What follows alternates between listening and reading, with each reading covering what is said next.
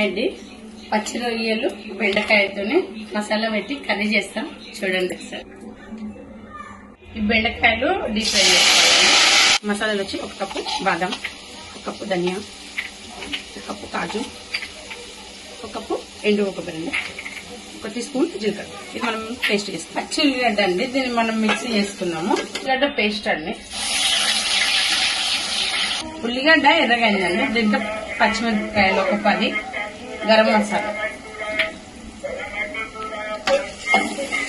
1 cup అల్లం వెల్లిగడ్డ,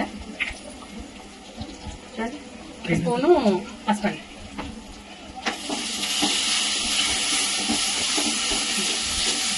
ఇప్పుడు మనం వేలేసేస్తున్నాం.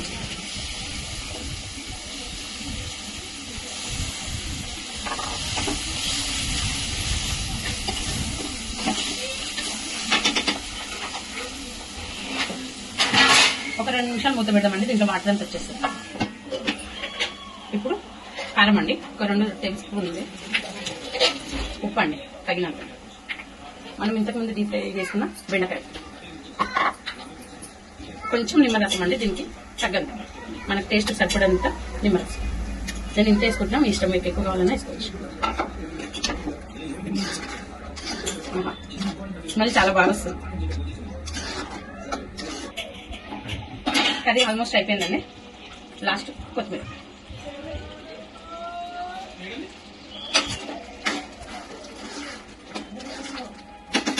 అయిపోయిందండి.